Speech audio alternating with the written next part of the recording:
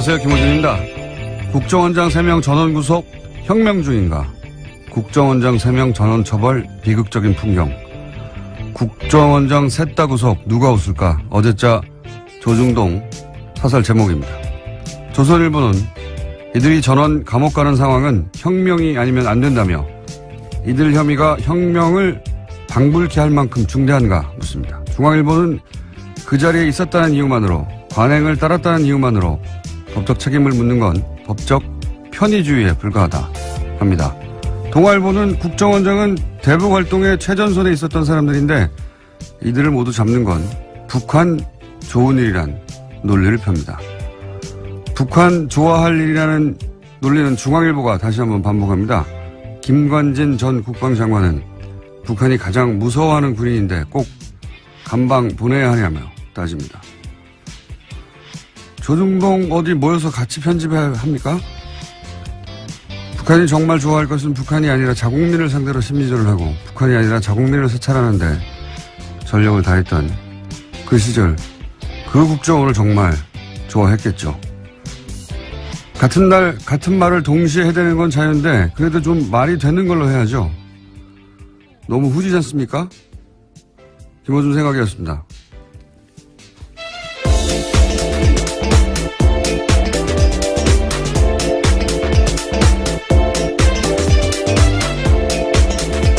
시사인의 김은지입니다. 네.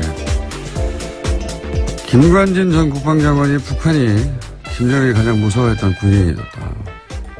이 논리를 동시에 사용하는데 조중동이 빨간편 선생님이 같은 선생님 같아요. 이분들이. 네, 그런 군한테 댓글 달라고 지시했던 사람들입니다. 네. 오히려 본래의 목적을 약하게 했던 이들인데요. 김정일 마음속에 들어가 봤나요? 예. 어디서는 독심술을 배웠는지. 학원을 좀 소개해 주시면 좋겠습니다.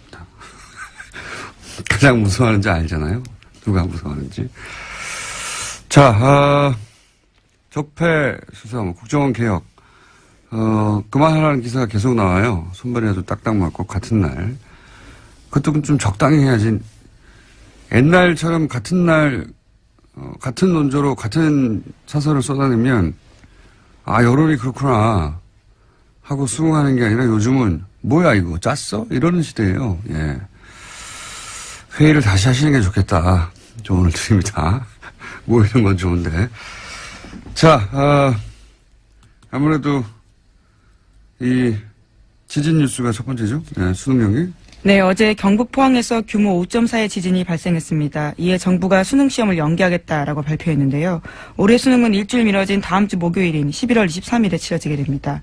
1992년에 후기대학 입시 문제지가 유출돼서 시험 일정이 연기된 적은 있지만요. 천재지변으로 대입시험이 미뤄진 것은 처음입니다. 교육부가 수능을 연기한 것은 포항 지역 수능 시험장에서 적지 않은 피해가 발생했기 때문인데요. 시험장이 모두 14곳이었는데 점검한 결과 10곳에서 건물 균열 등 문제가 있었다라고 합니다. 이게 이제 컨디션 조절이 걱정이 되는 학생이나 부모들도 있겠죠. 예. 그리고 일주일 더 이제 마음을 졸이는 게 힘든 학생들도 있을 수 있고, 뭐 각자 사정이 다르니까 불만도 당연히 있을 겁니다. 그렇죠? 예. 조선일보가 이제 재빠르게 이 불만을 캐치해서 이거 참 빨라요, 조선일보는. 사회적 갈등을 최대화하는 방향으로, 예, 기사 논조를 잡았더라고요. 예. 포항을 생각하면 수능 연기가 맞지만, 예, 59만 수험생은 대혼란이다. 예. 잘못된 혈정이라는 기조하에 조선일보가 오늘 아침에 기사를 냈던데. 그러면서 이제 일주일 후에는 자연재해가 다시 일어나지 않으려는 보장이 없다. 연기할 필요가 없다는 이제 모 교장의 말로 기사를 끝을내요. 예. 근데 제가 보기엔 말이죠. 이 결정은 안전의 문제이기도 하지만 실제 이제 시험장이 불안한 것도 있고요. 예. 집에 못 들어간 학생도 있거든요. 네, 그렇죠. 어제 정말 큰 지진이 일어났었거든요. 근데 이게 보다 근본적으로는 제가 보기엔 이건 철학의 문제예요. 조선일보 기사에는 이게 없으니까 자꾸 컨디션 얘기만 하고 있고, 그 다음에 일주일 후에 뭐 지진 나지 말란 법 있어? 이런 얘기만 하고 있는데, 여진이 있을 수도 있죠, 실제. 네, 실제로 예. 지난해 9월에 경주에서 바로 다음날 46번이나 여진이 있었다라고 합니다. 근데 이게 이제 안전의 문제에서만 바라볼 일이 아니고 보다 근본적으로는 이건 제가 보기엔 철학의 문제인 것이 포항에서 예를 들어서 오늘 집에 못 들어간 학생들이 있단 말이죠. 포항에서 시험장이 불안한 것도 있고 포항에서 여진이 있을 수도 있어요. 그러면 이 지역 학생들은 자기 잘못이 아닌데 명백히 불평등한 조건에서 시험을 치릅니다. 근데 그동안 우리 사회에서는 이렇게 소수가 예를 들어 불평등이나 불공평하거나 불만을 겪고 그럴 경우에 그런 불평등, 불공평은 다수의 편의를 위해서 참아야 한다. 그런 걸로 문제를 해결해 왔거든요. 근데 이번 결정은 정반대예요. 소수가 다수를 위해서는 그러니까 포항 학생들은 좀 희생이 되더라도 다른 학생들, 더 많은 학생들의 컨디션을 위하여 그러니까 소수가 다수를 위해서 희생해도 좋다. 이 철학을 뒤집은 거거든요, 그동안. 그러니까 지금은 만약 할 수만 있다면 다수가 조금 불편해도 소수에게도 공정한 기회가 주어질 때까지 다수가 다 함께 참아줘야 된다. 이런 철학이 여기 반영된 겁니다. 사실 그게 굉장히 중요한 거라고 봐요. 이런 식의 결정이 있지 않았거든요. 그냥 이게 없으니까 컨디션 조절 얘기만 하는 거예요. 예. 시대가 바뀐 겁니다, 사실은. 이런 결정은. 그래서 저는 대단히 중요한 결정이라고 보는데, 예. 그렇게 세상이 바뀌고 있구나. 이게 철학이 그렇게 시대 정신이 바뀌고 있다. 이걸 못 보니까 계속해서 이런 얘기만 하는 겁니다. 그냥 학생들이 뭐 문제지를 던졌다는 이 뭐 컨디션이 뭐 대단하다고요. 일주일 있다 조절하면 되죠. 무슨 대단한 일이라고 자꾸 그걸 가지고 얘기하는데. 뭐 생명과 안전보다 중요한 건 없으니까요. 예, 안전만 얘기해서도 안 되고요. 예. 안전도 물론 중요한데 근본적으로 철학이 바뀐 거예요. 이런 결정이 없었거든요. 할 수 있으면 그 소수도 공정한 기회가 주어질 때까지 다수가 참아주는 게 맞는 거거든요. 그게 중요한 거다. 이 결정의 철학은 그런 거라고 저는 봅니다. 예. 자, 뭐 일주일 연기된 거는 다들 아실 텐데, 예. 이 대목을 짚어주는 것이 없어서. 예. 다음 뉴스는 뭡니까? 네, 어제 정호성 전 비서관이 유죄 판결을 받았습니다. 박근혜 전 대통령의 지시를 받아서 최순실 씨에게 청와대 문건을 넘겨준 혐의가 인정된 건데요. 1심 재판부는 정 전 비서관에게 징역 1년 6개월의 형을 선고했습니다. 특히 재판부는 정 전 비서관과 박근혜 전 대통령의 공모관계를 인정했습니다. 자, 여기 중요한 대목은 이제 공모관계를 인정했다는 거죠. 예. 네, 그래서 판결문을 박근혜 전 대통령 재판부에 추가 증거로 낼 예정이라고 합니다. 자, 다음 뉴스는요? 네, 박근혜 정부 시절 국정원이 청와대에 상납한 돈이 30억 원 더 있다라는 오늘 아침 뉴시스 보도가 있었습니다. 그러니까 청와대로 들어간 특수활동비 규모가 70억 원에 달한다라는 건데요. 지금까지는 40억 원이 상납됐다라고 검찰 조사 밝혀졌는데 나머지 용처가 확인되지 않은 30억 원이 더 있다라는 겁니다. 이 중에 일부가 국회로 유입됐을 가능성도 거론되고 있습니다. 아마 국정원에서는 열심히 이제 해명을 했겠죠. 예, 뭐, 어차피 정확하게 그 내용을 알 수는 없고, 항목을 정해서 이건 뭐, 대북 공장에 사용된다든가, 이런 식으로 해명을 열심히 했을 텐데, 어떤 해명으로도 그 설명이 안 되는 돈이 이제 30억이 비는 거죠. 예. 네, 그렇죠. 불법으로 사용됐다라는 건데요. 예, 3천만 원도 아니고, 30억이 비는 건데, 제가 보기에는 이제 40억 그 이전에, 청와대에 상납했다는 40억보다 이 30억이 더 치명적일 수도 있겠습니다. 네. 어쨌든 30억이 더 나왔다. 근데 아무도 얘기를 하지 않고 있다. 그래서 네, 조사를 그렇죠. 하려고 한다. 여기까지고요. 이거는 그러니까 뭐 공작에 사용됐다고 하는데 정확하게 어떤 공작인지 모르겠다가 아니라 그런 거 다 빼고 나서 전부를 다 뺐는데도 이건 도대체 설명을 못하는 돈이 나온 거죠. 예. 이 돈이 더 치명적일 수도 있겠습니다. 자, 다음은요. 네, 관련해서 어제 검찰이 또 내용들을 이야기했는데요. 40억 원은 박근혜 전 대통령이 국정원의 특수활동비를 상납받아서 사적으로 사용했다라는 부분들을 밝혔습니다. 국가안보를 위해서 써야 할 돈이 최고위급 공무원에 의해서 사적으로 사용됐다라는 겁니다. 아, 참. 모두들 그런 거 아닐까? 이렇게 예상을 했었는데, 의상비, 뭐, 미용, 주사, 이런 거 아니었을까?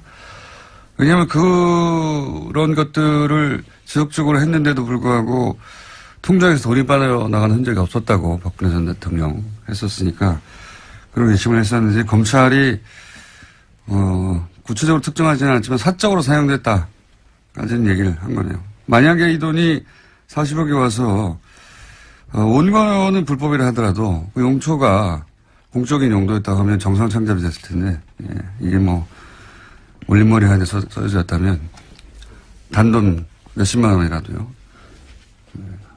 밝혀지겠죠. 예, 다음은요. 이명박 전 대통령이 어제 귀국했습니다. 출국 때와는 달리 말을 아꼈는데요. 이런 가운데 바레인에 동행했던 이동관 전 홍보수석이 문재인 정부의 적폐청산을 강하게 비판했습니다. 이런 이야기인데요. 수사도 법과 제도를 허용한 절차 내에서 하는 거다라는 거고요. 완장 차면 아무 데서나 와서 무슨 짓이나 해도 되냐라는 다소 거친 이야기들을 했습니다. 많이 불안하신가 봐요. 예. 완장 차면 아무 데나 가서 아무 짓을 한 것은 그 정권이었죠. 그게 좀 바뀌어지고 있는 거고요. 예. 법과 제도가 허용하는 절차 내에서 하고 있어요. 걱정 안 하셔도 되고. 그리고 이제 지지율에 취해서 오버한다고, 예. 남 걱정할 때가 아닙니다, 지금. 이런 얘기 하다가 근데, 이동관 전 수석이, 이동관 전 수석을 놓고 차가 가버렸어요.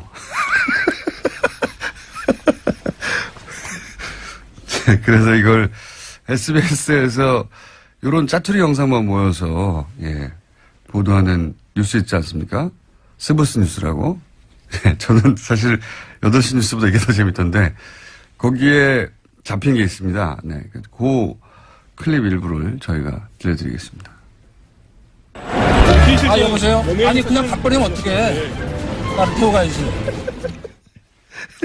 어제 같이 귀국을 했었는데 이제 기자들과 함께 이야기를 하다 보니까 차를 놓쳐. 그 기자들이 이제 이동관 수석이 이런 말 하고 있으니까 계속 카메라 들이대고 마이크 들이대잖아요. 예, 물어보고 싶은 게 많으니까요. 막 쫓아가서 그런 사이에 차가 가버린 거예요. 본인만 냅두고. 그래서 이동관 수석이 전화하는 장면입니다. 아니 날 두고 가면 어떡해 이렇게. 전체를 보면 더 재밌는데요. 예, 굉장히 재밌는 장면이었습니다. 자, 본인들을 걱정할 때다. 네. 5년 후 보자, 뭐 이런 얘기도 있던데, 5년 후 말고 5주 후 본인들을 걱정할 때다.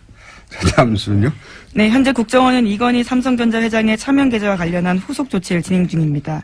그런데 국세청이 2007년 이후에 발생한 관련 부당소득에 대해서만 과세 조치가 가능하다라는 판단을 내렸다는 주장이 나왔는데요. 더불어민주당의 박용진 의원의 이야기입니다. 그래서 국세청이 관련해서 기획재정부에 유권 해석을 요청했다라는 겁니다. 이건 말이죠. 이게 삼성과 관련된 일이기만 하면 우리 정부 부처들이 굉장히 손반박인데요. 이게 2008년에 불법적인 차명 계좌가 드러났잖아요. 네, 그렇죠. 그러면 2018년이면 아직 있어요. 그때 밝혀진 차명 계좌 전체에 대해서 과세를 해야 되는데 국세청 얘기는 뭐냐면 이제 이 제척기간, 소위 이제 부정행위가 입증된 제척기간 해가지고 2007년 혹은 2008년의 계좌에 들어있던 금액만 하겠다는 거예요. 근데 그때 이미 돈이 다 빠져나갔거든요. 그러면 뭐 과세할 게 없는 거예요. 이게 말이 안 되는 건데, 만약에 전화 박원지 기자가 네, 김은지입니다.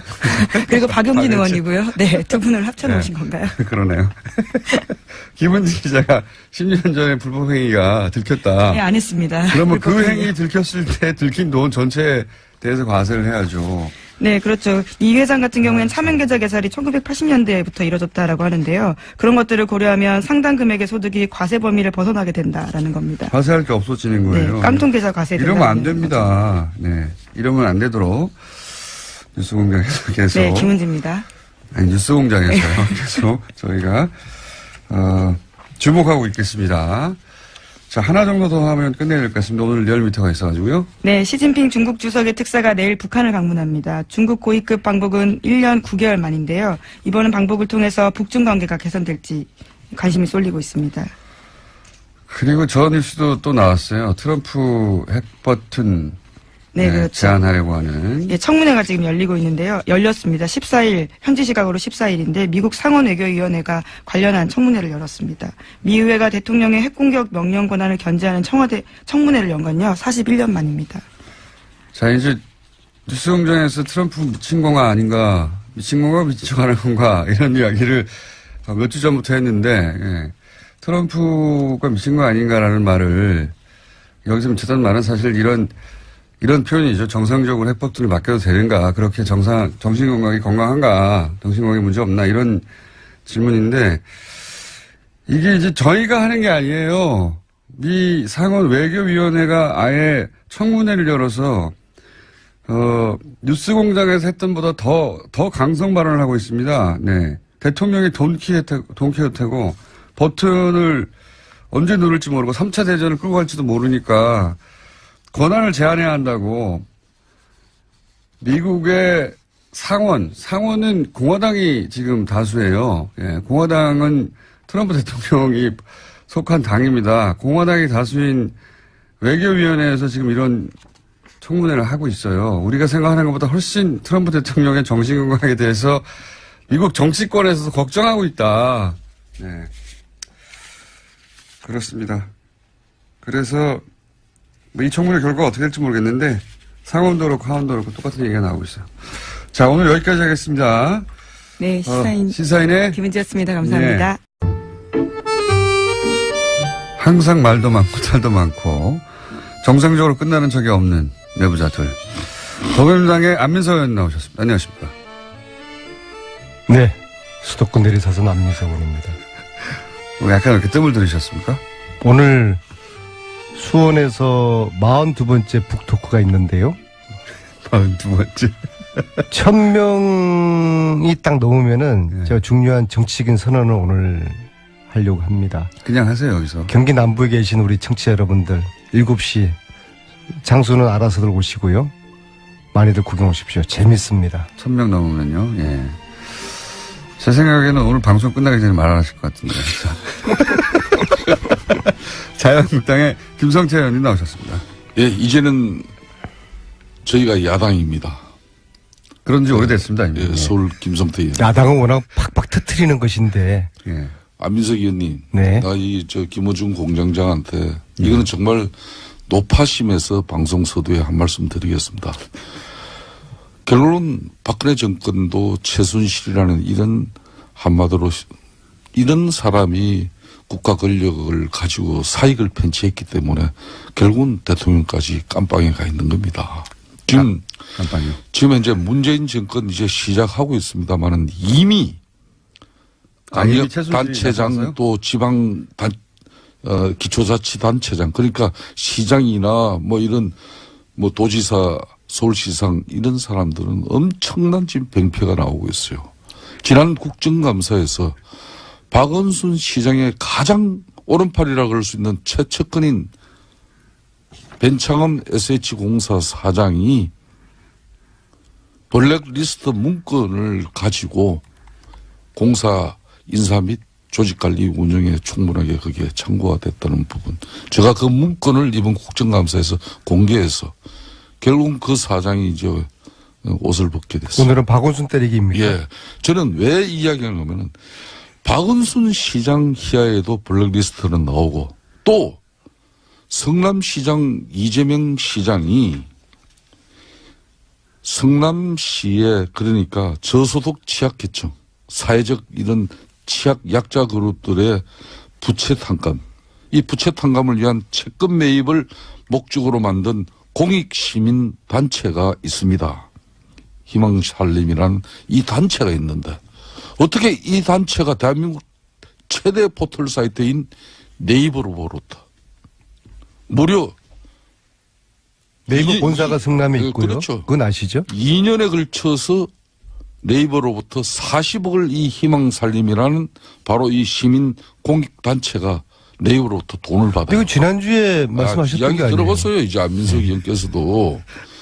네 차례에 걸쳐서 40억을 받아가지고 결론은 39억을 성남FC에다가 이 희망살림이라는 이 희망살림은 성남시의 취약계층들의 그런 부채 탕감을 목적으로 채권 매입을 목적으로 만든 이 시민공익단체가 언제부터 초거대 재벌 포털 사이트로부터 40억을 받아가지고 공장장 저희 얘기 좀 제지 좀 시켜주십시오. 39억을 저거는 저희가 아니, 이야기 가장 들어보세요. 우리 유력한 20년 만에 지금 도지사 탈환하려고 하는 이재명 시장 흔드는 거 아닙니까? 안민석 의원께서도 최순실을 가지고 진실을 이야기할 때 내가 절대 끼어들지 않았습니다. 제 이야기 들어보십시오. 저는 팩트만을 그래서 얘기했습니다. 이 네이버가 왜 성남의 이런 희망 살림에게 근 40억을 갖다가 이렇게 줬겠습니까? 네이버가. 그러고 난 이후에 공교롭게도 네이버는 제2 본사 사옥을 성남시 분당 정자동에 건축 허가를 받아냅니다. 오늘 그건 여기까지. 안 되는 것이었어요? 오늘 여기까지 딱 이야기하고. 책임질 수 있는 말씀이세요? 당연합니다. 예. 그러니까 저는 안 되는 곳이었는데 그걸로 간 겁니다. 아니 뭐 안 되고 대구를 떠나가지고. 되는 곳에 가는 거는 문제 없잖아요. 아니 뭐 네이버가 아니 이렇게 본연의 희망살림이라는 저소득 취약계층의 부채 탕감을 목적으로 채권 매입을 이렇게 하기 위해서 만든 그런 공익시민단체의 목적 설립 요건이 있다면은 그걸 위해서 아마 줬을 거예요. 네이버는 40억을. 그렇다면 그 네이버로부터 40억을 받았다면은 이 희망살림이라는 시민단체는 진짜 성남시의 취약계층을 위해서 부채 탕감을 위해서 이 돈이 쓰여져야 되는데 문제는 성남시 성남 예. FC 축구단에 이 39억을 고스란히 그대로 전달합니다. 언제부터 이런 공익시민사회단체가 성남의 FC 축구단에 그대 대기업 포털 사이트로부터 돈을 받는 창구로 이용되어졌는지 한번 그래서 대답 이재명 한번 시장 해보세요. 여기 한번 모시기로 했잖아요. 이재명 시장 쪽에서는 여러 번 해명했다. 여러 번 해명했고, 저희가 안 그래도 인터뷰 요청했는데, 여러 번 해명했고, 기사를 찾아보시라고. 좋습니다. 오늘 여기서 제가 한 가지만 더 밝힙니다. 바로 그 희망살림이라는 만든 이 시민사회단체의 상임이사가 지금 공교롭게 민주당의 현역 모 의원입니다. 여기까지만 제가 하겠습니다. 아니, 더 하셔도 됩니다. 더 하셔도 되는데. 그리고 어쨌든 FC. 박은순 예. 시장께서도 변창흠 자신의 예. 최측근이 지난 3년 동안 SH공사를 통해서 엄청난 서울시 주요 사업들의 개발 현장에서 이 SH공사가 어떤 일을 했는지 많은 저희들은 제보를 받고 있습니다. 박원순 시장이 SH공사 사장 퇴임으로 이 블랙리스트 묶은 이 상황을 끝장내서는 안 됩니다. 반드시 본인도 그에 상응하는 김 책임을 대표님은 우리 보수 정치 세력도 부패했고 그래서 국정농단 일어났지만은 진보 세력인 당신들도 똑같다. 예, 별 차이가 없다. 그걸 말씀하시는 거예요. 저는 그렇습니다. 저는 그래서 문재인 적어도 대통령 박원순, 이재명 두 분에 있어가지고는 김성태 의원님 지금 주장하는 것을 저는 그렇게 믿지 않아요. 이게 이제 안민석 안민석 의원- 의원님 벤치마킹 하는 거예요. 안민석 의원님 만일 박원순 의원님이 시장 희하에 몇 년간 해가지고 성공하셨지 않습니까? 그거 하시는 박원순- 거예요. 제 안민석 따라하기. 예, 예, 아니 뭐 겁니까? 저는 다른 게 아니라 진실을 이야기하는 거예요. 박원순 시장 최측근 SH공사 사장이 SH공사 1,500명 직원을 대상으로 그것도 최고위급 간부 1급 2급 간부들을 대상으로 박원순 시장하고의 관계 동그라미 세모 엑스표 그리고 진보 성향에 따라서 또 그런 구분 만일 그런 블랙리스트가 실제적으로 존재했다 그러면은 이거야말로 최순실 국정농단보다도 자, 가름할 수 있는 그런 예. 측면이 김성태 의원님, 예. 다스는 누구 거예요? 다스는 지금 현재 네. 윤석열 서울중앙지검장에게만 물어보세요. 저한테 물어보지 말고. 그래도 답변을 MB 준비해 측근이었던 김성태 의원님은 알고 계실 거 아니에요? 저는 분명하게 이야기지만 MP 측근이 아니었습니다. 18대 그럼 때 친박이었습니까? 저는 가장 이명박 대통령을 비판을 많이 했던 사람 중에 한 사람입니다. 자, 여기서 여기까지만 하겠습니다. SH공사 얘기는 저희가 또 그 박원순 시장 혹은 뭐 서울시로부터 답변을 한번 요청 받아보고요. 우리가 이 자리에서 예. 서로에 대한 상대 당에 대한 어떤 정책과 비전을 신랄하게 공격하고 비판하고 선의 경쟁하는 자리가 돼야 되는데 저 아침부터 새벽밥 먹고 나오셔가지고 그 사람들 저렇게 막 네거티브 하시고 참 애처롭습니다. 아무리 지금 야당이 먹고 살 게 없다 할지라도 안민석 의원님. 좀 달리 포지션을 안민석 의원님. 잡으시면 안 그 됩니까? 최순실 국정농단을 네. 들고 사회정의와 공정한 세상 불평등을 없애야 된다고 그렇게 아니 최순실하고 목소리를 이재명하고 올릴 때는 그걸 정치할 문제입니까? 야당일 때는 그렇게 서민약자 정의를 부르짖던 민주당의 중심 안민석 의원이 아니 이번에 홍종학 지금 현재 장관 청문회 끝나고 청문 보고서 채택 안 됐죠. 그런 장관 빨리 아니, 판단해 근데 줘야죠. 장관 청문회 하고 나면은 찬반 의견을 내서 채택을 해야 될 거 아니에요? 그럼 야당은 반대 지금 하는 입장이니까 우리는 반대한다라는 의견을 내서 이걸 채택을 해줘야 되는데 채택 자체도 안 하는 거는 국회의 역할을 지금 방기를 하는 안민석 거예요. 의원님 입장 바꿔서 한번 이야기해 봅시다. 만일 저희 쪽에 장관을 이렇게 추천했는데 우리 장관 후보자가 수십억 대의 그런 상가를 쪼개기로 이렇게 정려받고 이 부의 대불림에 대해서 내로 남불 행태를 누구보다도 많이 보였던 그런 지난 19대 국회의원 활동을 하신 분이에요.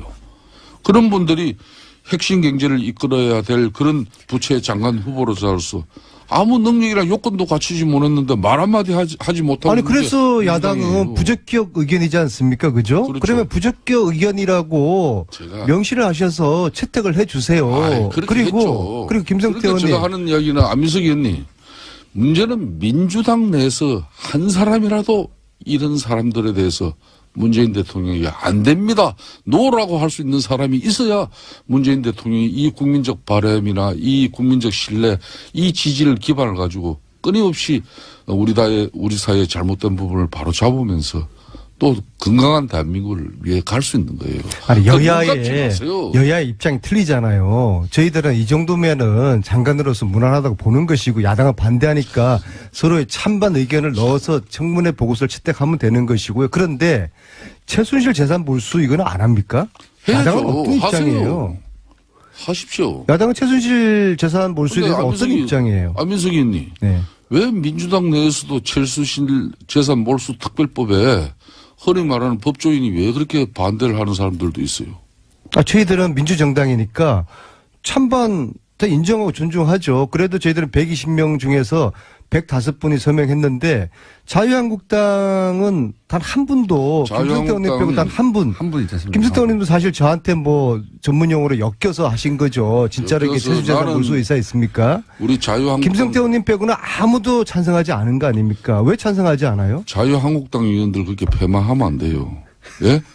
자유한국당이 만일 의견은 존중하는데 작년 이해할 수 없죠. 국회 대통령 탄핵 때도 자유한국당 의원 절반 이상이 우리 국민들의 분노를 받들어서 아무리 우리가 만든 대통령이지만은 최순실이라는 이런 한마디로 인간에 의해서 국가 권력이 사익으로 편취되어지는데 이용되어졌다면은 그걸 용납하지 못한 쉽게 말하면 집권당이 당시 새누리당이었습니다. 네, 다음 주 특별법 토론회는 김성태 의원 꼭 나오실 그렇기 거죠? 때문에 지금 민주당도 건강한 당청 관계가 유지돼야 네, 알겠습니다. 문재인 대통령이 정말 훌륭한 대통령으로 될 수 있어요. 그래들이나 잘 하세요. 언제 권력 잡았다고 말해야 미국 비행기 한번 탔다고 그렇게 안민석 의원이 언제부터 그렇게 달라졌어요? 그게 그렇게 배가 아프세요? 십자가 뭐 그렇게 그 이야기 꺼내시고요. 근데 제가 지금 북토크를 한 40번 이상을 전국을 돌아보니까는요, 깜짝 놀란 게 국민들은 최순실 재산 몰수가 되었거나 앞으로 잘 될 줄 그렇게 알고 계셔요. 합시다. 하자니까요. 찬성하시는 자, 것이죠? 그러면 김성태 형님은 근데 김성태 의원님 혼자만 하자 하시는 거 아니에요? 당내에서 하자고 자유한국당은. 이렇게 확 끌고 가려면 자리가 필요하지 않습니까? 원내대표라든가. 원내대표 이런 거? 공약으로 이거 한번 내걸어 보세요. 저는 자신 있습니까? 저는 지난번 최순실 국조특위 위원장을 하면서도 잘못된 것은 잘못된 것으로. 아니, 그럼 그때는 그랬죠. 의원님, 그 대신 잠깐만요. 불필요한 오해와 한 달쯤 있으면 편견이 있다면 그건 바로 잡아야죠. 한 달쯤 있으면 원내대표 있지 않습니까? 뭐요? 자영. 아니, 원내대표 있지 않습니까? 아니, 김호준 네. 공장장하고 안민석 의원께서 이 남해당 원내대표 선거 절대 초치지 마시길 바라겠습니다. 저는 최순실 재산 몰수 이거 공약으로 내거시면은 제가 열심히 뒤에서 제가 응원을 해드리겠습니다. 아니, 그 원내대표가 제가 이야기 통하는 자유한국당 의원님들이 몇 분 계시거든요. 아니, 원내대표 나가실 거죠? 아니, 저는 뭐 한편으로 네, 한편으로 나가실 거죠? 우리 안민석 의원께서 요 근래 좀 진중하신 그런 모습이 또 보기는 좋아요. 여당 중진이 됐으니까 아, 뭐 저희 운명으로 생각해요. 야당일 때는 네. 솔직히 어떤 때는 막 질러대고 때로는 좀 자료가 미비하더라도 국회의원의 면책 특권을 가지고 이렇게 사회 정의를 위해서 지져야 됩니다. 그렇지만은 집권당 의원은 정말 신중하고 정중해야 되거든요. 그런 지금 현재 자세를 가다듬어 가고 있는 모습을. 근데 질러도 제대로 질르셔야죠. 이재명 시장 같은 이런 애매하고 현장에 발로 뛰지 않은 이런 자료를 가지고 보세요. 좋습니다. 그러면 질러대시면은 이거 국민들 저희 동의받기 당에서 어려워요. 네. 예, 제가 자유한국당 정치보복대책특위위원장입니다. 네. 저는 최순실 국조특위위원장 할 때도 당시 대통령 국가권력 우리 직관 등의 많은 동료 의원들이 있었지만은 국민들 눈높이에 맞춰야 된다는 게 저는 저 소신이었어요. 그렇기 때문에 이재명 시장과 박원순 시장도 잘못한 게 있다면 올바르게 국민들한테 평가받을 수 있도록 우리가 알려야죠. 이렇게 그 하시면 역할 되겠네요. 제가 하겠습니다. 오늘 42번째 안민석의 수원 북토크에 김성태 의원님이 깜짝 출연하시는 겁니다. 그래서 자유한국당에서도 최순실 재산 몰수 이거 함께 추진하겠다. 그러니까 내가 앞장서겠다. 제가 궁금한 건 그렇게 개인으로서 한번 오늘 오시죠. 수원에. 개인으로서는 이미 이제 그 법안 이름을 올리셨으니까 제가 궁금한 건 자유한국당의 이제 다른 의원들도 환수법에 동참하자고 하려면은 의원님한테 힘이 필요한데 원내대표 곧 있으니까 여기 나가시냐 이거죠. 나가셔서 저는 원내대표 조만간에 저에 대한 출마에 대한 입장을 나가시는군요. 나가시면 말씀하시나 보구나. 나가시면 만약 원내대표 되면 이 재산 환수법 관련해 가지고 안민석 의원께서 예. 정말 최순실의 국정농단을 위한 사익을 편취한 그 부분을 국가재산으로 환수 몰수하기 위한 그런 노력이라면 저는 협조합니다.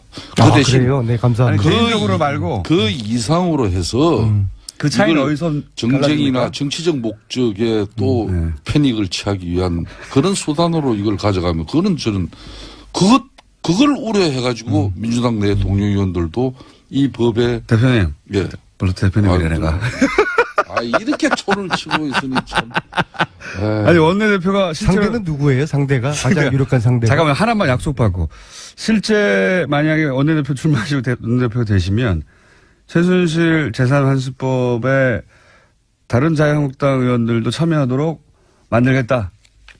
저는 아직까지 아무런 위치에 있지도 않는 사람입니다. 만약에 된다면요. 근데 된다면 저는 아직 출마의 입장도 공식적으로 표명하지 출마하신다면 그렇기 때문에 저는 지켜보십시오. 사람이라는 것은 지금까지 살아온 저의 삶이나 족적을 가지고 그러면 그 평가를 하는 거지. 전제를 달고 출마하시고 당선되시면 이거는 하시는 걸로 그럼 같이. 그런 제가 김원중 공장장한테 강요받지 않아도 네. 우리 국민들의 다 알아서. 분노와 네. 왜 국가 권력이 어느 개개인의 이익을 위해서 존재해야 됩니까? 그거는 용납할 수 없는 거 아닙니까? 그러면 원내대표 되시면 그걸 같이 하시는 것으로 힘차게 약속을 꼭 고개를 끄덕끄덕 하셨어요. 네, 그럼요. 고개를 그럼요. 끄덕끄덕. 네, 좀 촬영이 되는 거니까. 촬영이 돼 있습니다. 오늘 저녁에 수원 북토크 쇼. 북토크 그만 얘기하시고. 책 팔아서 빨리 독일 한번 또 갔다 와야 되는데요. 제가 정중하게 제가 초대할게요. 상대편 원내대표. 안민석 의원께서 후보. 북토크 정말 고생하시면서 잘 하시는데 아무리 같은 동료 의원을 하루 전이라도 일정을 말씀해 주셔야지. 저도 지금 바쁩니다. 예? 본인만 바쁜 게 아니고. 예? 원내대표 라이벌은 누굽니까? 홍문정 의원인가요? 그거는 언론 기사를 보셔가지고 다 잘 하실 거 아닙니까? 저는 적어도 그러니까 여야를 나가시네. 불문하고서. 나가시는군요. 예. 원내대표 되셔도 나오시는 거죠 여기? 몇 번 이 방송이 예. 많은 제가 살아가면서 이 방송처럼 괴롭힘을 많이 당한 방송이 나도 복수를 해야죠. 저도 뉴스공장 때문에 정치 인생이 많이 엉클어졌어요. 안민석 의원하고 김성태 의원님만 피해본 게 아니에요. 공장장하고 내가 같이 해가지고 얼마나 내가 힘든 시절을 많이 보냈는지 모릅니다. 그렇기 그렇지만 때문에 내가 굳건하게 아, 또 섭니다. 원내대표 되셔도 나오시는 것으로 그러면 일정 부분은 제가 일정 부분. 하루아침에 내가 이렇게 하루아침에. 나는 제일 중요한 게 신의를 중요하게 생각합니다. 예. 그럼 당을 왜 옮기셨어요? 그래서 그때 저를 얼마나 괴롭혔습니까? 근데 왜 이번에는 별로 안 괴롭히다 보니까 또. 이번에는 이제 대세가 기울었지 않습니까, 사실. 가신 분들도 별달리 욕도 안 먹고 그냥 그 안에서, 그죠? 그 자유한국당 의원님들은 조용히 다스가 누구 거라고 보세요? 저는 근데 이제 그거는 진실은 최순실 돈은 국민의 돈이라는 건 맞는데, 그죠? 다는 아니지만 다스는 누구 거라고 자유한국당 의원님들은 생각하세요? 그런 이야기들 하시지 않으세요? 의원님들 모여서? 오늘 안민석 의원께서 또 최순실 국정농단 파듯이 한번 파보세요. 그리고 지금 현재 정권도 넘어가 있는 상태고 중앙지검의 윤석열 지검장이 의지를 제가 가지고 두더집니까? 저 이제 파는 거 그만하고 저는 요즘 정책과 비전을 만들어내는 여당 의원으로서의 역할에 굉장히 많은 시간을 할애하고 진짜 있고 뭐. 이게 시리즈로 앞으로 1, 2, 3탄 한 10탄까지는 계속 터질 거고요. 예. 조금 그걸 기대해 주시고요. 이제 파는 거 이제 안 합니다. 저는. 안민석 의원이 요즘 확실히 달라졌어요. 네. 뭐 우리 집 아이만 달라진 게 아니고 안민석 의원도 달라진 게 저는 대단히 요 근래 행복으로 느낍니다. 아, 그게 그렇게 읽혀집니까? 좀 달라졌어요. 집권당은 진정- 그리고 제가요. 두 분의 허락한 제안을 밖에 나서 야당은 하시고, 좀 더 네. 화력을 좀 더 강하게 준비하시고 쏠 때는 국민들이 야 깜짝 놀랄 만한 신뢰 있는 데이터를 가지고 하셔야 됩니다. 아, 당연하죠. 안민석 의원 절대 제가 볼 때는 야당 탄압하는 데 앞장서지 마세요. 아직도 여당으로 아직도 이 착각하시는 것 같아요. 제가 오늘 이 자리에서 한 가지만 마지막으로 밝히겠습니다. 국정원의 특수활동비는 어떤 경우도 잘못 쓰여져서는 안 되겠죠. 혹시 국회의원들이 저걸 받은 사람이 써줘야 있을까요? 되는 거고 만일 이 부분이 국정원의 특수활동비로 민주당의 모 인사들이 의원들이 만일 연루가 되어 있다면은 이건 대단한 민주당이 아마 치명적인 상황이 될 수도 아니, 그게 무슨 있다는 걸 말씀이세요? 분명히 말씀. 저희 당에 국정원의 특수활동비를 받은 의원이 있다고 보세요? 그 말씀하시는 거예요? 저 굉장히 위험한 말씀이신데요. 아니, 저는 그냥 막 치는 거 민주당이 아니세요? 지금이라도 국정원의 특수활동비로부터 DJ 노무현 정권 또 박근혜 정권에서도 정말 우리는 당당하다. 이렇게 소신 있게 이야기할 수 있어야 된다는 거예요. 아, 이런 건 여야가 만일- 따로 없는 것이죠. 만일 정의의 거기에서 문제니까요. 누구라도 국정원 원장에게 예? 출판 기념회에서 책값 받았다면은 그건 어떻게 되겠습니까? 그리고 국정원으로부터 말 해 뭐 공식 일정 간다고 해서 저게? 뭐 그러니까 장도금 MB처럼 지금 받았다면 이렇게 어떻게 되겠습니까? 협박하시는 거예요. 우리도 뭐 하나 지고 있다. MB가 지금 하는 수법 아니겠습니까? 끝날 때 돼서 네? 잠깐 사실관계를 정리하면 SH공사 사장은 사임한 게 아니라 임기가 종료된 겁니다. 네. 자, 임기 종료지만은 연임을 눈앞에 두고 있었습니다. 여기까지만 하겠습니다. 안민석, 김성태 의원이었습니다. 구나 이게 철학이 그렇게 시대 정신이 바뀌고 있다.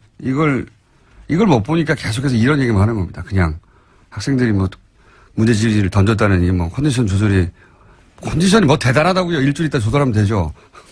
무슨 대단한 일이라고 자꾸 그걸 가지고 얘기하는데 뭐 생명과 안전보다 중요한 건 없으니까요. 예, 안전만 얘기해서도 안 되고요. 예, 예. 안전도 물론 중요한데 근본적으로 철학이 바뀐 거예요. 이런 결정이 없었거든요. 할 수 있으면 그 소수도 공정한 기회가 주어질 때까지 다수가 참아주는 게 맞는 거거든요. 그게 중요한 거다. 이 결정의 철학은 그런 거라고 저는 봅니다. 예.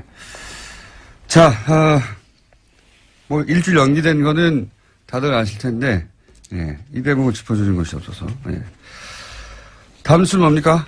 네, 어제 정호성 전 비서관이 유죄 판결을 받았습니다. 박근혜 전 대통령의 지시를 받아서 최순실 씨에게 청와대 문건을 넘겨준 혐의가 인정된 건데요. 1심 재판부는 정 전 비서관에게 징역 1년 6개월의 형을 선고했습니다. 특히 재판부는 정 전 비서관과 박근혜 전 대통령의 공모관계를 인정했습니다. 자, 이제 중요한 대목은 이제 공모관계를 인정했다는 거죠. 예. 네, 그래서 판결문을 박근혜 전 대통령 재판부에 추가 증거로 낼 예정이라고 합니다. 자, 다음 뉴스는요? 네, 박근혜 정부 시절 국정원이 청와대에 상납한 돈이 30억 원 더 있다라는 오늘 아침 뉴시스 보도가 있었습니다. 그러니까 청와대로 들어간 특수활동비 규모가 70억 원에 달한다라는 건데요. 지금까지는 40억 원이 상납됐다라고 검찰 조사 밝혀졌는데 나머지 용처가 확인되지 않은 30억 원이 더 있다라는 겁니다. 이 중에 일부가 국회로 유입됐을 가능성도 거론되고 있습니다.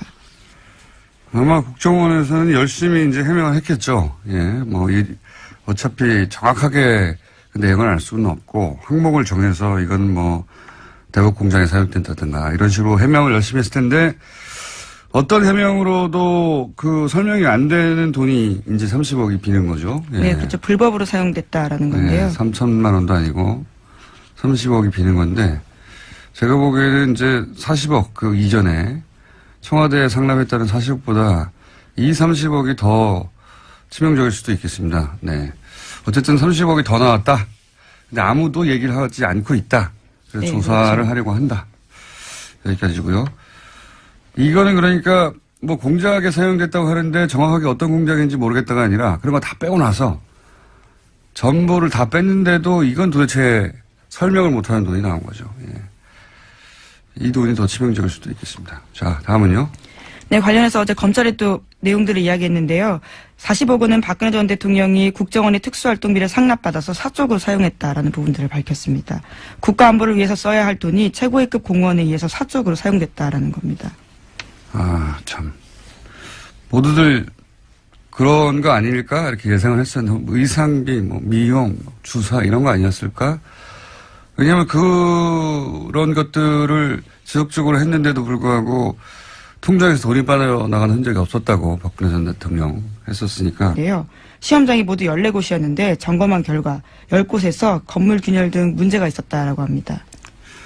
이게 이제 컨디션 조절이 걱정이 되는 학생이나 부모들도 있겠죠. 예. 그리고 일주일 더 이제 마음을 졸이는 게 힘든 학생들도 있을 수 있고, 뭐 각자 사정이 다르니까 불만도 당연히 있을 겁니다. 그렇죠? 예. 조선일보가 이제 재빠르게 이 불만을 캐치해서 이거 참 빨라요, 조선일보는. 사회적 갈등을 최대화하는 방향으로, 예, 기사 논조를 잡았더라고요. 예. 포항을 생각하면 수능 연기가 맞지만, 예, 59만 수험생은 대혼란이다. 예. 잘못된 결정이라는 기조하에 조선일보가 오늘 아침에 기사를 냈던데, 그러면서 이제 일주일 후에는 자연재해가 다시 일어나지 않으려는 보장이 없다. 연기할 필요가 없다는 이제 모 교장의 말로 기사를 끝을내요. 예. 근데 제가 보기엔 말이죠. 이 결정은 안전의 문제이기도 하지만 실제 이제 시험장이 불안한 것도 있고요. 예. 집에 못 들어간 학생도 있거든요. 네, 그렇죠. 어제 정말 큰 지진이 일어났었거든요. 근데 이게 보다 근본적으로는 제가 보기엔 이건 철학의 문제예요. 조선일보 기사에는 이게 없으니까 자꾸 컨디션 얘기만 하고 있고, 그 다음에 일주일 후에 뭐 지진 나지 말란 법 있어? 이런 얘기만 하고 있는데, 여진이 있을 수도 있죠, 실제. 근데 실제로 예. 지난해 9월에 경주에서 다 바로 다음날 46번이나 여진이 있었다라고 합니다. 근데 이게 이제 안전의 문제에서만 바라볼 일이 아니고, 보다 근본적으로는 이건 제가 보기엔 철학의 문제인 것이, 포항에서 예를 들어서 오늘 집에 못 들어간 학생들이 있단 말이죠. 포항에서 시험장이 불안한 것도 있고, 포항에서 여진이 있을 수도 있어요. 그러면 이 지역 학생들은 자기 잘못이 아닌데 명백히 불평등한 조건에서 시험을 치릅니다. 근데 그동안 우리 사회에서는 이렇게 소수가 예를 들어서 불평등이나 불공평하거나 불만을 겪고 그럴 경우에 그런 불평등, 불공평은 다수의 편의를 위해서 참아야 한다. 그런 걸로 문제를 해결해 왔거든요. 근데 이번 결정은 정반대예요. 소수가 다수를 위해서는, 그러니까 포항 학생들은 좀, 희생이 되더라도 다른 학생들, 더 많은 학생들의 컨디션을 위하여. 그러니까 소수가 다수를 위해서 희생해도 좋다. 이 철학을 뒤집은 거거든요, 그동안. 그러니까 지금은 만약 할 수만 있다면 다수가 조금 불편해도 소수에게도 공정한 기회가 주어질 때까지 다수가 다 함께 참아줘야 된다. 이런 철학이 여기 반영된 겁니다. 사실 그게 굉장히 중요한 거라고 봐요. 이런 식의 결정이 있지 않았거든요. 그냥 이게 없으니까 컨디션 조절 얘기만 하는 거예요. 예.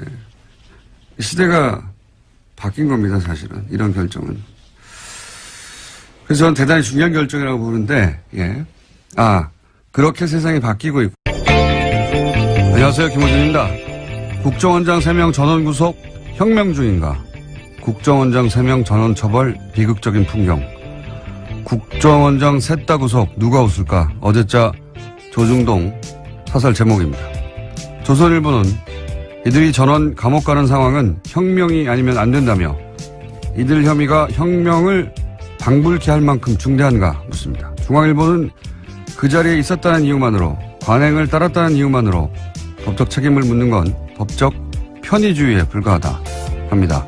동아일보는 국정원장은 대북 활동의 최전선에 있었던 사람들인데 이들을 모두 잡는 건 북한 좋은 일이란 논리를 펴니다. 북한 좋아할 일이라는 논리는 중앙일보가 다시 한번 반복합니다. 김관진 전 국방장관은 북한이 가장 무서워하는 군인인데 꼭 감방 보내야 하냐며 따집니다. 조중동 어디 모여서 같이 편집해야 합니까?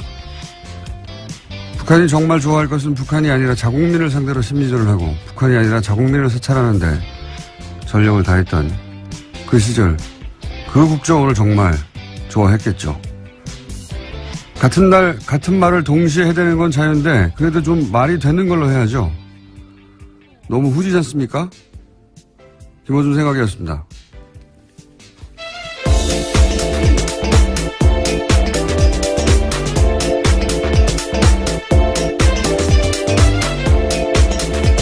시사인의 김은지입니다.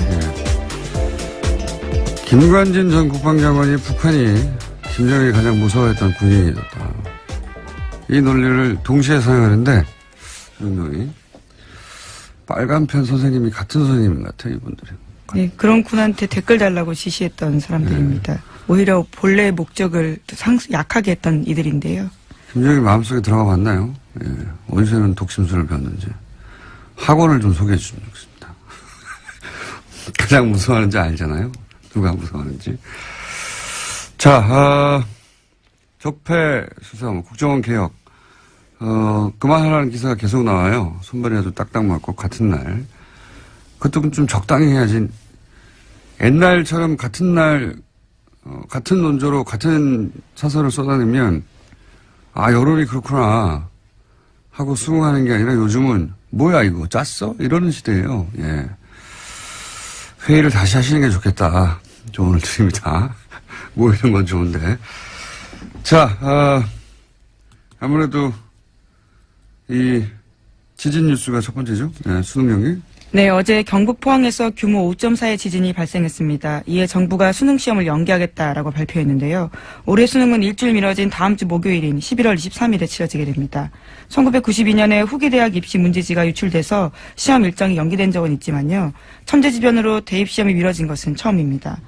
교육부가 수능을 연기한 것은 포항 지역 수능 시험장에서 적지 않은 피해가 발생했기 때문입니다. 기간 해가지고 2007년 혹은 2008년의 계좌에 들어있던 금액만 하겠다는 거예요. 근데 그때 이미 돈이 다 빠져나갔거든요. 그러면 뭐 과세할 게 없는 거예요. 이게 네, 말이 그렇죠. 안 되는 건데 만약에 전화 박원지 기자가 네, 김은지입니다. 그리고 박용진 박은지. 의원이고요. 네, 두 분을 합쳐놓으신 건가요? 그러네요.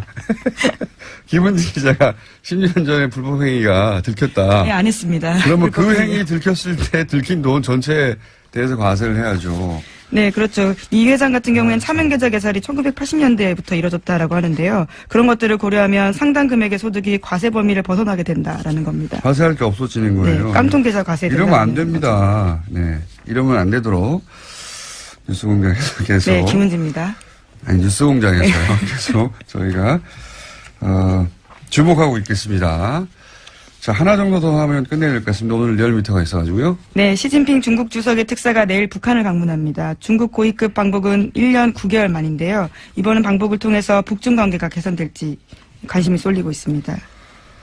그리고 저 뉴스도 또 나왔어요. 트럼프 핵버튼 네, 그렇죠. 제안하려고 하는. 예, 청문회가 지금 열리고 있는데요. 열렸습니다. 14일, 현지 시각으로 14일인데 미국 상원외교위원회가 관련한 청문회를 열었습니다. 미 의회가 대통령의 핵공격 명령 권한을 견제하는 청문회를 연 건요. 41년 만입니다. 자, 이제 뉴스공장에서 트럼프 미친 건가 아닌가, 미친 건가 미친 척 하는 건가 이런 이야기를 몇 주 전부터 했는데 예. 트럼프가 미친 거 아닌가라는 말을 여기서 미쳤다는 말은 사실 이런 표현이죠. 정상적으로 핵버튼을 맡겨도 되는가, 그렇게 정신건강이 건강한가, 정신건강에 문제 없나 이런 질문인데 이게 이제 저희가 하는 게 아니에요. 미 상원 외교위원회가 아예 청문회를 열어서 뉴스공장에서 했던 보다 더 강성 발언을 하고 있습니다. 네, 대통령이 돈키호테고 버튼을 언제 누를지 모르고 3차 대전을 끌고 갈지도 모르니까 권한을 제한해야 한다고.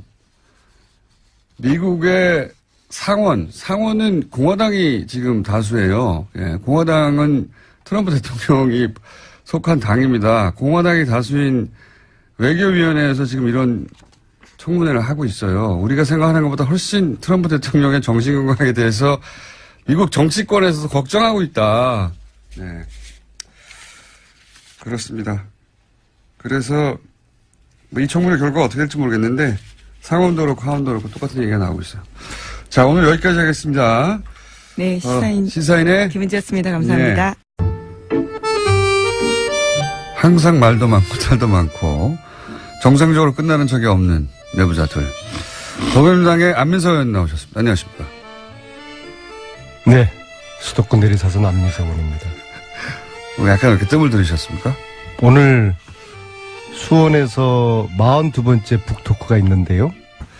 그런 예심을 했었는지 검찰이 구체적으로 특정하지는 않지만 사적으로 사용됐다까지는 얘기를 한 거네요. 만약에 이 돈이 40억이 와서 온 거는 불법이라 하더라도 그 용처가 공적인 용도였다고 하면 정상 창잡이 됐을 텐데 이게 뭐 올림머리 하에 써졌다면 단돈 몇십만 원이라도요.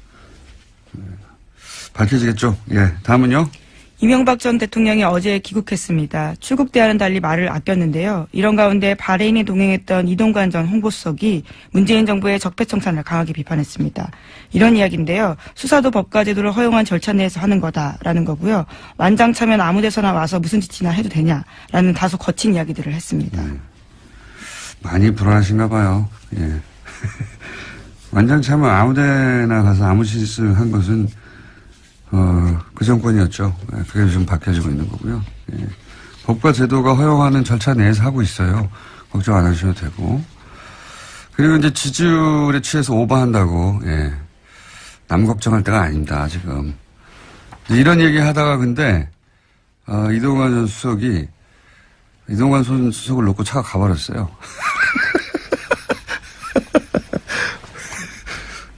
그래서 이걸 SBS에서 이런 짜투리 영상만 모여서 보도하는 뉴스 있지 않습니까?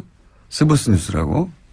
저는 사실 8시 뉴스보다 이게 더 재밌던데 거기에 잡힌 게 있습니다. 네, 그 클립 일부를 저희가 들려드리겠습니다. 여보세요? 아니 그냥 가버리면 어떡해. 나를 태워 가야지.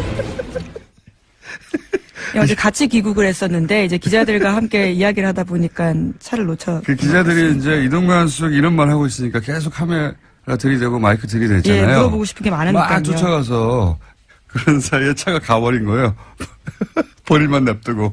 그래서 이동관 수석이 전화하는 장면입니다. 아니 날 두고 가면 어떡해 이렇게. 전체를 보면 더 재밌는데요. 예, 굉장히 재밌는 장면이었습니다. 자, 본인들을 걱정할 때다. 네. 5년 후 보자, 뭐 이런 얘기도 있던데, 5년 후 말고 5주 후 본인들을 걱정할 때다. 자, 다음 순요. 네, 현재 국정원은 이건희 삼성전자 회장의 차명 계좌와 관련한 후속 조치를 진행 중입니다. 그런데 국세청이 2007년 이후에 발생한 관련 부당소득에 대해서만 과세 조치가 가능하다라는 판단을 내렸다는 주장이 나왔는데요. 더불어민주당의 박용진 의원의 이야기입니다. 그래서 국세청이 관련해서 기획재정부에 유권 해석을 요청했다라는 겁니다. 이건 말이죠. 이게 삼성과 관련된 일이기만 하면 우리 정부 부처들이 굉장히 손반박인데요. 이게 2008년에 불법적인 차명 계좌가 드러났잖아요. 네, 그렇죠. 그러면 2018년이면 아직 있어요. 그때 밝혀진 차명 계좌 전체에 대해서 과세를 해야 되는데 국세청 얘기는 뭐냐면 이제 이 제척 기간 소위 이제 부정행위가 입증된 제척